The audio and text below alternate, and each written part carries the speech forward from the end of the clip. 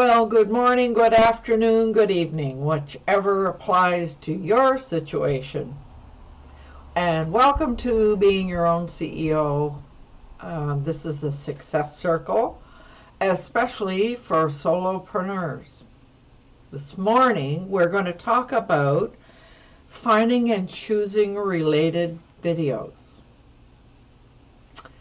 But we always start with some introductions. So, David, how would you like to go first this morning? Hello, my name is Dave Flannery. I would love to go first, and I'm in Rock Falls, Illinois, in the middle of the United States. I run affordable websites for small businesses and do all sorts of fun things with websites. We are streaming through YouTube and the website just fine. And Javita says, hello, good day to everyone. Paraphrasing. Good morning. No, it's not good morning. It's good evening for Javita, I believe. So good evening, Javita. Glad you have joined us.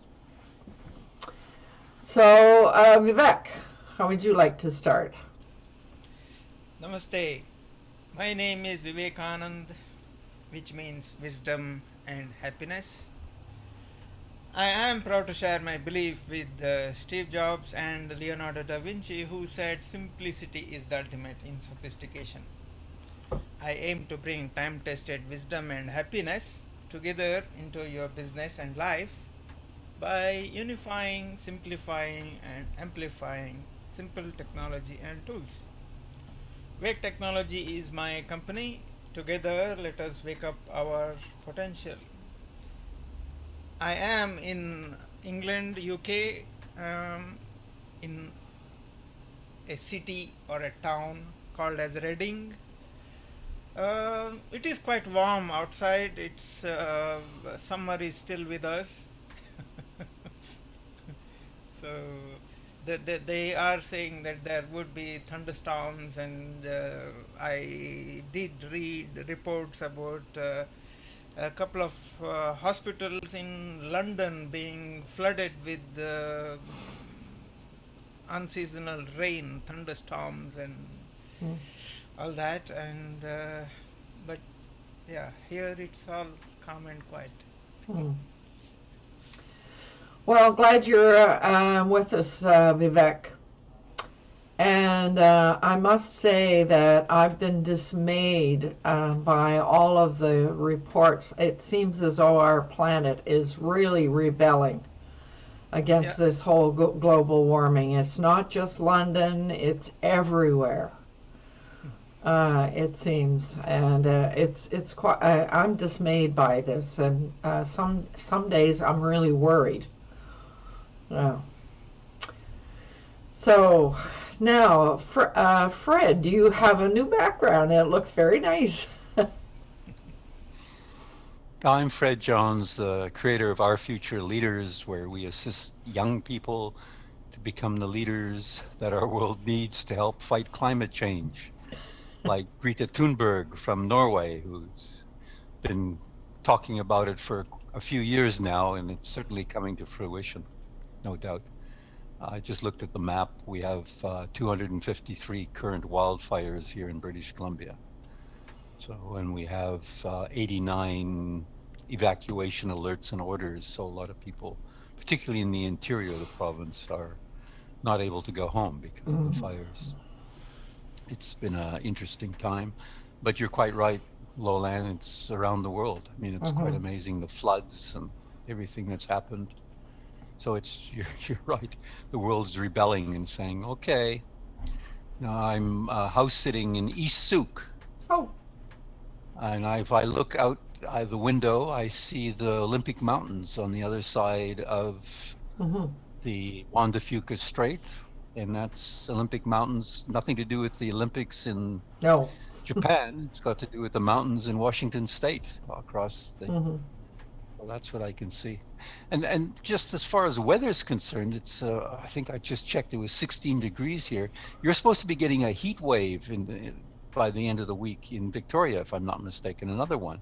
Really? But not here. Oh. Yeah, that's what I saw, an alert, because it said Esquimalt. My phone was set to Esquimalt. But here, when I look at Isuk, it's not telling me the same. I don't know. But they said near the end of the week, it's going to be hot. Anyway. Well, it's showing on my phone here in downtown Victoria is 14 degrees Celsius. So it's, yeah, it's been quite cool here, actually, the last few days. Well, maybe my phone was incorrect, but last night there was an alert on, and I thought, what is that? Yeah. And it was about heat during the end of the week, Wednesday Wow. or Thursday or Friday, going up again and telling you drink water and watch out, you know, for the heat. Don't get heat stroke on. Anyway, we'll see. Right. So I might tell you a little bit about what I'm up to. And I think this topic is a really good one because Vivek and I have talked about the fact that we have published a new mini course on Website for Courses. Vivek, why don't you change your background? And so the mini course was about embedding all the Google products. But then we began to realize the one thing that we didn't cover in that was embedding videos. So the last time we chatted, which is several days ago because he and I both have been working, we talked about possibly doing a separate mini course all about embedding videos, YouTube videos. So today's topic is very much will be very much connected to that. So now, so when I put this out online, the title was How to Find and Choose Related Videos, but I said, you have an idea for a blog topic and you want to include a video. Where would you start? So it was kind of the quote enticing subtitle. So in line with what I said earlier, let's talk about why would we want to embed a video in the first place? Anybody? David. Well, the reason I want to embed a video on some of my websites, one is a cafe website. I want to embed a video that explains the website and why you would want to have me make your website. What I'm doing for my affiliate sites, I would like to have a video for each blog that explained, that walked everybody through what they were going to find on that review and or information page. So you're explaining, but you can explain in text. So why would you want to do it in video? So people have a quick way of doing it. Not everybody reads text. Some people, I enjoy videos. If I've got a video that I can watch that explains something, I will do that before I will read it. I will read the text, unless the video explains enough that I don't need to. But if I don't have to read, I'll do the video first. Now I know other people that are just the opposite. They don't want to have anything to do with video, and they want to read first. So if you have it set up so they can go either way, then you're doing great. And in that case, you might, so this would be one where you've done a video yourself, and you might just want, based on sort of what you're talking about, and you're doing a blog, you might just include verbally pretty much the same as what was written. Well, I wouldn't go in when I'm doing the video for the blog, I'm not going to go in as much detail. No. I am going to go over the headings that I've got for the blog, and maybe give a little bit of information on each one so that they'll be enticed to read the blog. Yeah. So you're not going to read, and I wasn't suggesting that. You wouldn't read that. Yeah. So, David, say hi to Debbie for me. She's missing her pup. I let her out and asked her to bring her in, and I think she forgot that she was outside. So. Oh, right. She thought I had her locked in here. Yeah, right. So good morning, LowellAnn. Glad you made it here. We've gone past the intros, so. So what we're doing is trying to answer, why would you want to put a video into a blog post? Go ahead, David. And the other reason, as Javita has pointed out, is that you benefit with links going back and forth from your YouTube channel to your website. You get the benefit of those backlinks, and Google thinks your site is a little more important because you've done that work. Mm-hmm. And yes, it'll help you in your rankings. And Javita, you're going to giggle. What I wrote down on my list was, you get Google juice. To steal Jay's terminology. Yeah. So, but I think that you're right about some people preferring one over the other. I have a girlfriend that almost never goes and tries to figure out how to do anything by looking at instructions or whatever in video. Never does. Wants to see it in print. Yeah. And so there's the two extremes. I myself, I kind of like both. So, can anybody think of any other reasons why we might want to do it? Fred? It gives you credibility as well. Like, for example, I mentioned Greta Thunberg as the climate change activist. I've included a video of her when she spoke to, I don't know, the World Economic Forum, blasting them for not doing enough for the world. And if that's the topic, and you can include a short video, it also gives you credibility that, hey, you know, and people can visualize, not only because you verbalized it, they can visualize it, saying, oh, I know what he's talking about now, why she's such a forceful youngster or whatever. And other references as well. When you're doing a blog post, as you said, and you refer to something, if you can embed a video, it can give you credibility as well, and people can visualize what you've been saying. So you get the both worlds. So based on what you just said, Fred, I guess one of the things that comes up for me, either by choosing something like that or even by creating something myself and posting it. Well, if I create something but myself, it creates a personal connection for the viewer. And that personal connection leads to an emotional connection. And so the example that you suggested, Fred, it enhances that emotional connection, doesn't it? I mean, yes, it's credibility. I don't disagree with you there. But it also really enhances that emotional connection.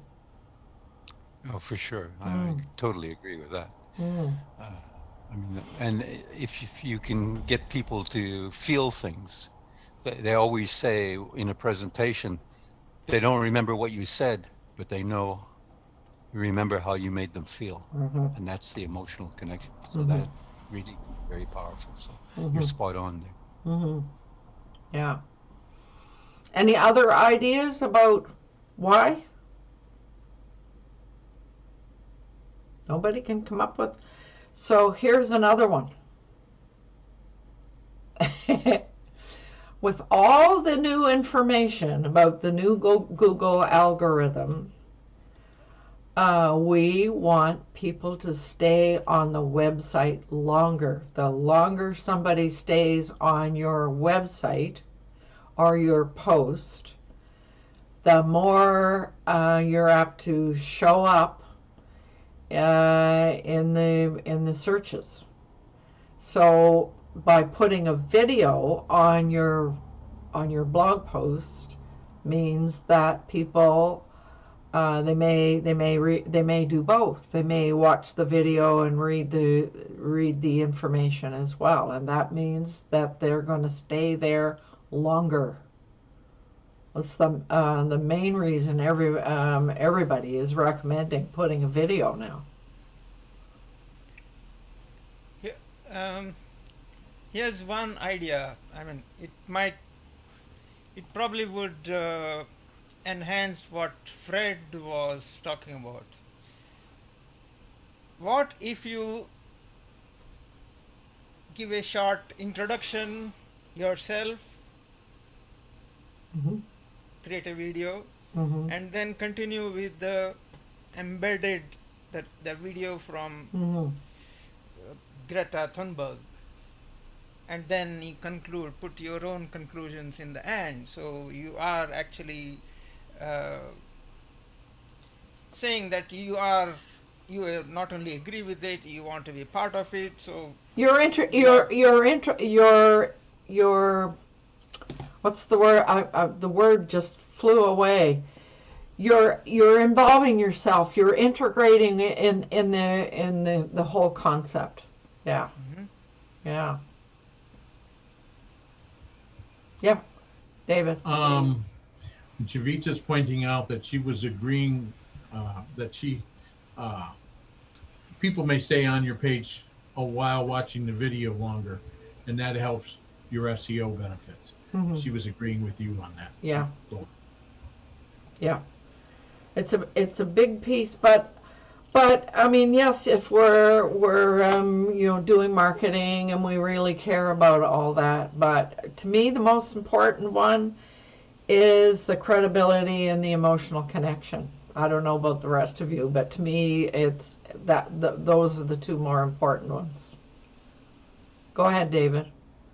Javita has a question. She says, LowellAnn, if it's your own video, is it okay to transcribe the video and add the visitors who want for the visitors who want to read it? To transcribe it directly, yeah. Um, I don't know. I have to think about that.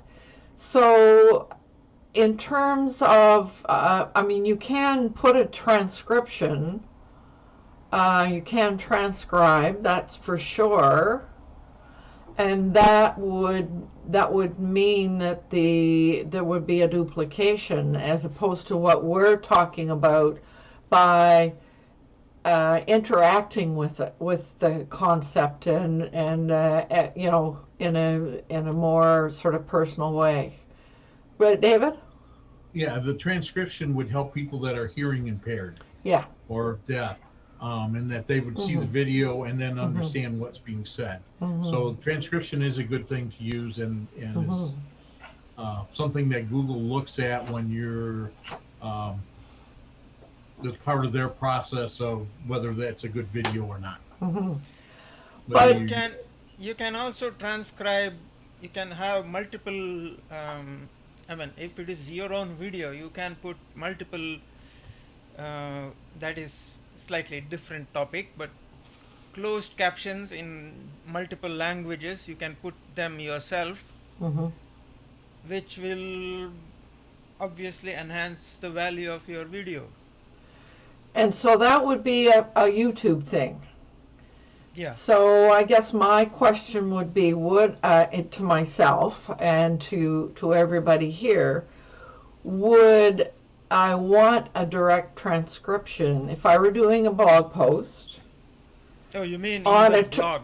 yeah, in the blog? Would I want to have the transcription of the video inside the blog? And I sort of think that would be a duplication.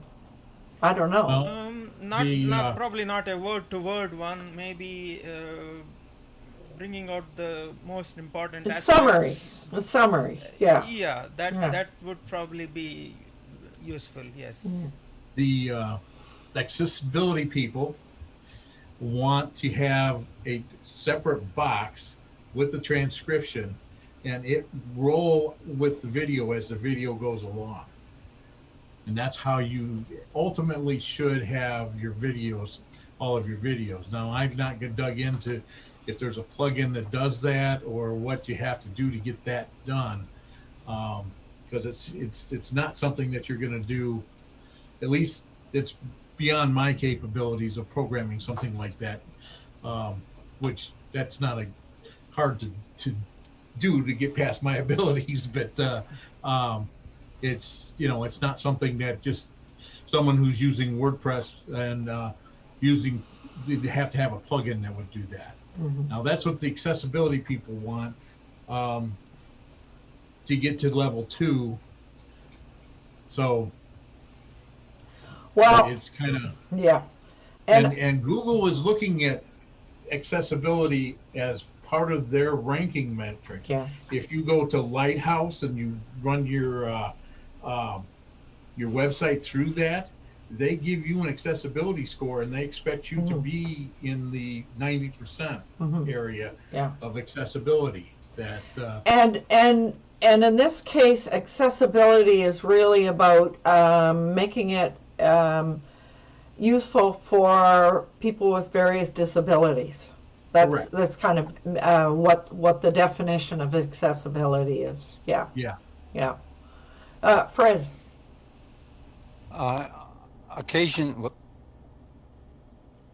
Occasionally I watch the transcription in some of the YouTube, and as it's progressing, it's showing you where they're talking about. As it goes down to the transcription, it sort of scrolls down. So I don't know if that's part of what Dave was talking about, but it's already, to my understanding, it's almost there already. That if the transcription has been Activated. put in, Yeah. activated, then it shows you exactly where they are in the video. So it might be there what you were already saying you need a plugin. It seems to be integrated already in YouTube, etc. Well, I They can were tell you, very- I can tell you, having tried it myself, transcription is like for one of these sessions, it takes 3 times longer to do. It's so time consuming that it's not practical. See you agreeing, Alana. You've tried it too. No, I used to do transcription work back in my early, that's was one of my first jobs, was transcribing recordings. So I do know that they do take 3 to 5 times longer than normal. So that's when you learn to type really fast.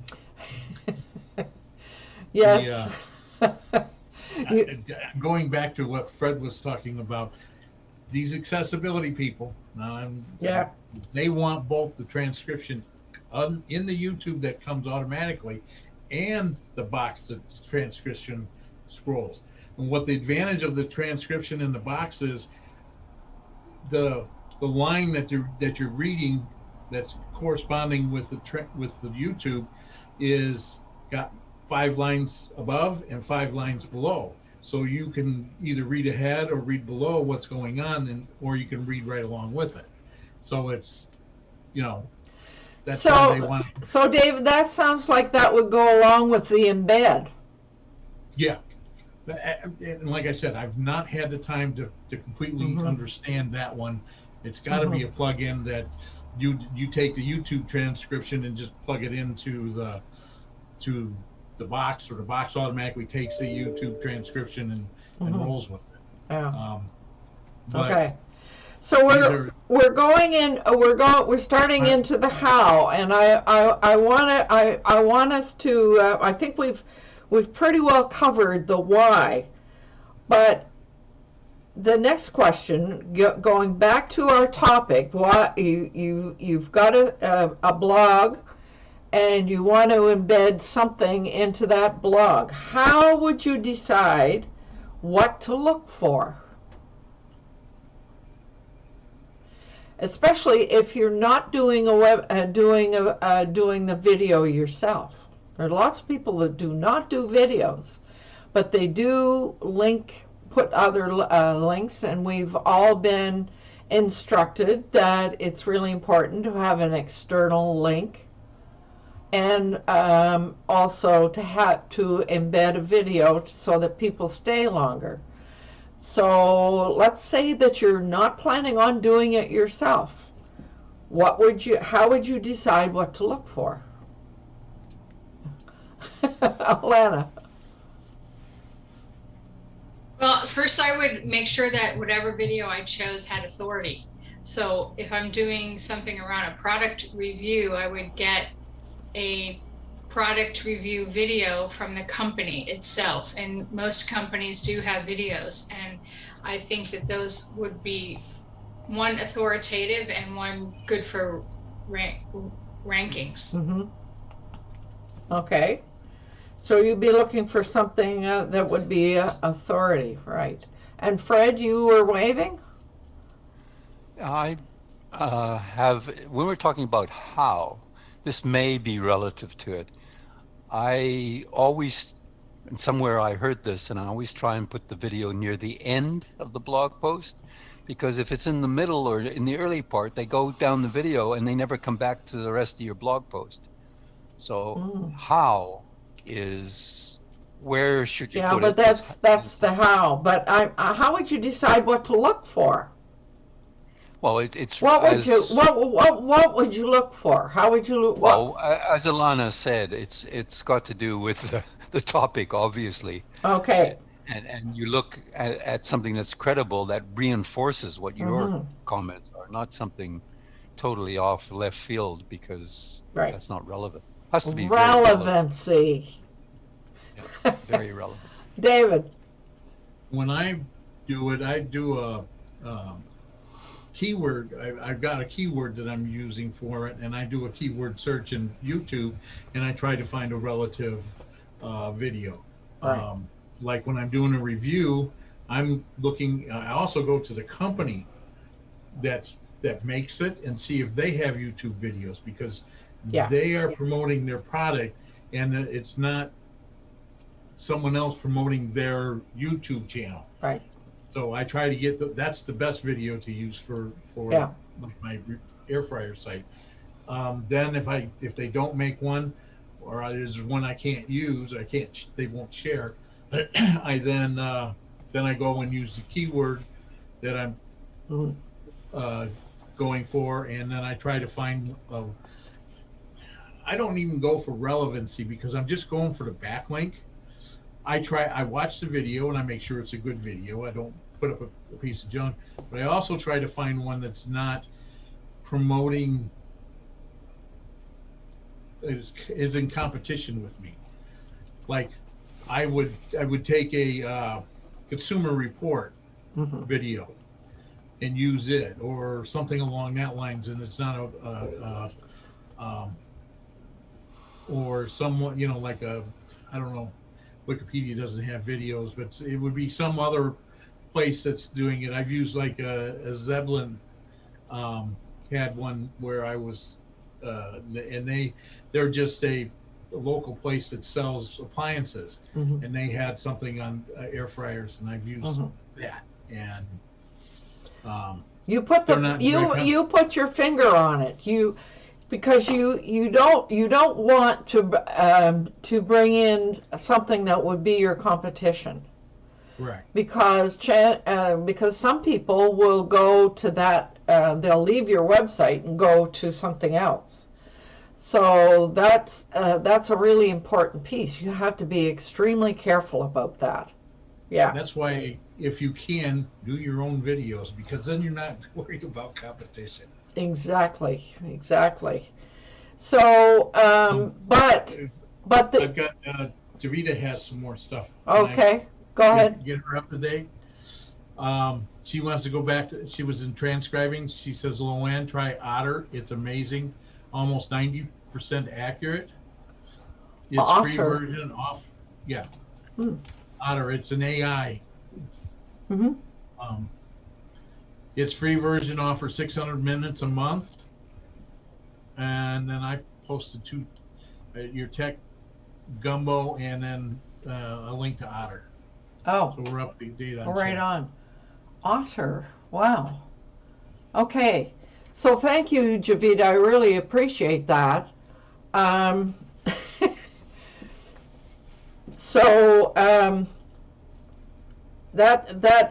mean, this whole accessibility and transcription is something that we do really need to sort of be considering. But I wanted to, in the what steps would you take? The first question was, how would you decide on? The real answer is relevancy. It has to be something that's really relevant. And I was suggesting that you think about the topic, and then as David said, you think about the keywords. But then how do you do this? And one of the surprising things for me, even though I've heard people say, and my reaction to myself is, duh, I have heard people say that, yes, you've got Google search, that YouTube is the second best search product or search item that there is. And so I found, so I did some searching in YouTube and found Tech Gumbo is one video channel that I follow quite a bit, and I have given David the link to Tech Gumbo. But that link, he outlines all the different techniques that you can use when you're doing your search in YouTube. A lot of the similarities to when you're doing a search in Google, Google's search item. Lana's got a phone call. You see, you just saw the look on her face. Oh no! So the guy outlines, I think it's about 10 different ways that you can do searches on YouTube using you have to use your keywords or your topic at least, and then you can put in your keyword, for example, comma channel, or keyword comma playlist, or keyword short. And this is the piece I wanted to I wanted to let everybody know, because I didn't know that you could do a search in YouTube for short pieces, and that means they're less than 5 minutes long. Or you can do keyword comma long, and that gives you longer things. And I thought that was really important, because you probably, depending on what your topic is and what you're going to talk about or whatever, you probably don't want to embed or to link to a big, long video. So it would probably be fairly important to use that short search, for one thing. And there are some filters in there where you can use a whole lot of different filters for finding various things that you want to look for. Or sometimes, for example, if you've got a keyword, a topic, and you type in title colon and then put the keyword. So there's a whole variety of things that you can use, search techniques in YouTube where you would find the appropriate video to add to your own site. But I don't think you can say non-competitor, David, which I think we would all want to do. So, and it gets time consuming when you're reviewing. Okay, I'm gonna try this video, and then you get all the way done, and then they throw up the sign that says "Come to airfryersusa.com," and you go, yeah. Well, and then you go to the next video, and but we're talking about all of this. A lot of these things are extremely time consuming. And so we have to use the most common sense about what is going to work and what makes the most sense in terms of the time we have available. So my conclusion: do your own videos, embed your own videos, because that's in the long run a lot less time consuming, I think. Wouldn't you agree with that, Fred? I mean, you do your own videos once a week. Yeah. And it does allow you to create that sort of personal connection with your viewer. That personal connection, I think, is really important. So any other the other item that I wrote down was, well, just Google your topic and see what pops up in Google. So you've got two search engines to support you if you're really looking for something. And I mean, it's no wonder Jay has always recommended just find something in Wikipedia and link to that, because it's quicker, easier, and credible. It fits all of the criteria that we've talked about. So, but we do get it's part of the whole Google search engine optimization. When you're doing a blog post, it should have an internal link, an external link, and a video. So, but I guess if you're linking to your own video, it's certainly going to be more effective. Okay, any other things that come up for what to do about your videos and linking to your own topic? Any other items that come up for anybody? I did my research. Maybe you guys will need to do your research too.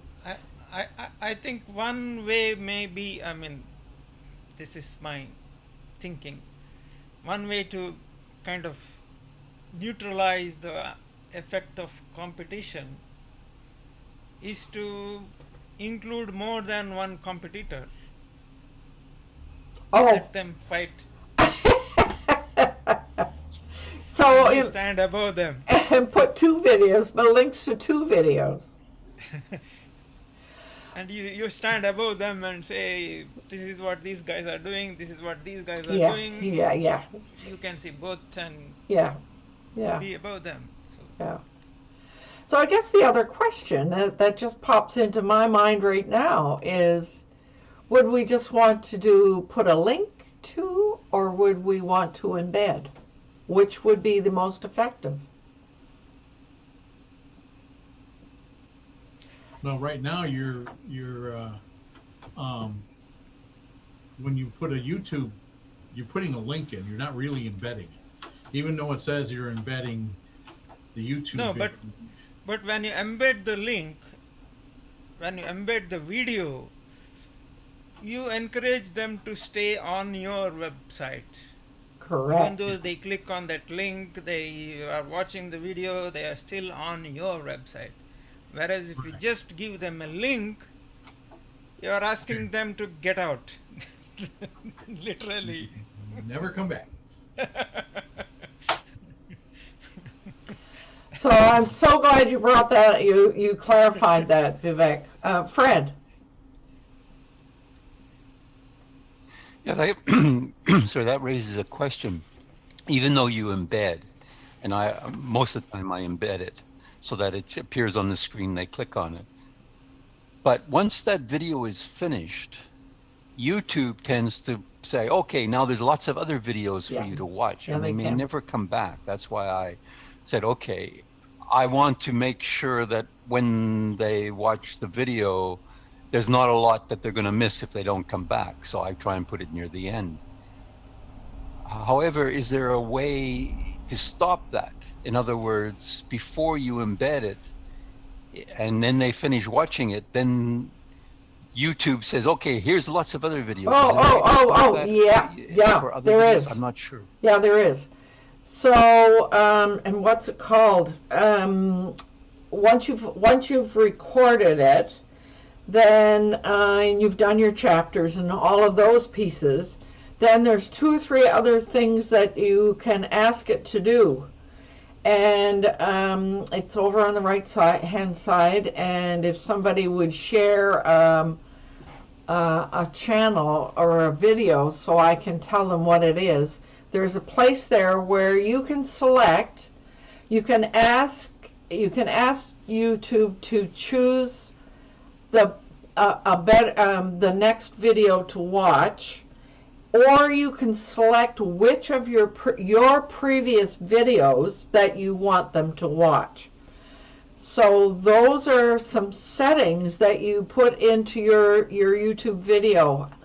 Now, one of the things I have discovered is that, and I've done, because what I do after this is done, I go in and I do my chapters. Everybody knows, I hope everybody knows what they mean by chapters. That's putting in the time and the topic throughout the video. And those chapters are posted in the description. So once you're done with that, and you've done playlist, your own playlist where you want it to show up, there's a number of other items in there. But then, then you have to save that. And when you want to add that extra item, it will tell you it's still processing. So you have to go back a day or so later to set that up. And once you do, you can even... But is that... Sorry. Say again? But that's when you're creating your own video. But if you embed somebody else's video, can you stop? No, I don't think so. So you can still stop it when you embed someone else's video? Okay. No, I don't think so. Oh, that's what worries me. Yeah. Because, okay. All right. Yeah. Okay, I understand. Yeah. That was my concern. But for your own... I know when you create your own video, you can... Yeah. Yes, you can control that. You can, as I was mentioning earlier, you can put your intro, bring that video in the middle, put your other part, sandwich that video with your stuff, then it becomes your video. But that's one video. Yeah, that's one video. I agreed, because now you're doing video editing, and which drives me crazy because it takes a lot of time again sometimes. Mm-hmm. That's an additional time consuming to embed it that method. Whereas if I just embed it in my blog post and they They watch the video, then they get Mhm. alternatives. Okay, you watch that Yeah, video, now that here's others. that That's yeah. when I embed it in my blog post. If I embed it in my own video, then I have control, which Yeah. is what you're Yes. saying. Yeah. Yeah, there's a difference. Yeah. Okay. So you mentioned a few minutes ago that you like to put if you're embedding something, you put it down at the end so that the reader takes in all your stuff first before they look at an external video. And it strikes me that it depends on what you're doing. Like if you're doing your own video and you're embedding your own video, you want that above the fold rather than below the fold. If you were linking to something that's relevant to what you're talking about, you would almost need to put it close to what you were talking about rather than making them scroll all the way down and to the bottom. So that's tricky. Yeah, David. You got to be careful, and I don't know. Maybe Vivek is doing it a different way, but I don't know if you can take a video and then put your own intro and your own exit and record that YouTube video and then do that, because I think you run into copyright violations there. Yes, you would if it is if you try to embed the entire video. Don't bring in the entire video. You're bringing only parts of that video. Then you can. Oh, no, there's a piece I didn't know. You can, yeah, boy, but again, as Fred says, that takes a lot of watching, clipping, editing, etc. You have to record it on your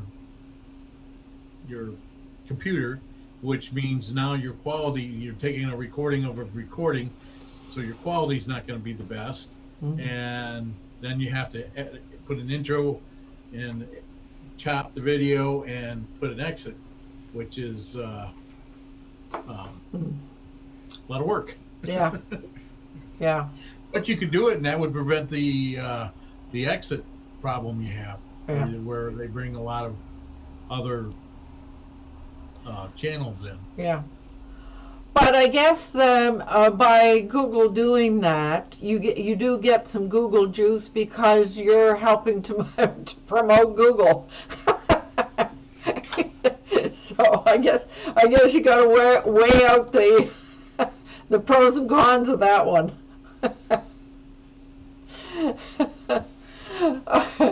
Okay, so from my perspective, the best video to put in your blog post is your own. So I know that there are lots of people who do not like doing videos, but maybe it's time to learn how to do so. So that's my parting message. And Fred, I don't know if you have any parting words that you would like to share before we go. Well, in regard to shooting your own videos, I have a comment that, of course, it's scary at first, but it's like everything. The more you do it, the easier it gets. Mm-hmm. And you realize that what you were worried about you shouldn't be worried about it. You just be natural, and people will accept you for what you are without trying to be professional. In fact, if you are too professional, you got all this beautiful stuff set up, it's not as I guess enamoring. People just say, oh, this is a professional, but let's just be natural, and people accept that a lot easier. Yeah. So shooting your own videos is not something to be scared of. It's something to keep doing, and the better, like everything, riding a bicycle, the more you do it, the easier it gets. Same with shooting videos. So I'll say that. Yes. I guess the only exception to that would be if you happen to be somewhere where you don't have very good bandwidth. there are places in the world where there's not very good bandwidth that don't handle, the whole video thing very well. Then you film it yourself and record it on your phone or something, and then upload it, rather than you don't have to be live. No, that's true. But that means you need to learn how to do all of that too. So. No, you can once you shoot a video and you are happy with it, you can upload it as it is. You don't have to. You may want to cut a few bits in the beginning and the end, which you don't feel are relevant or whatever.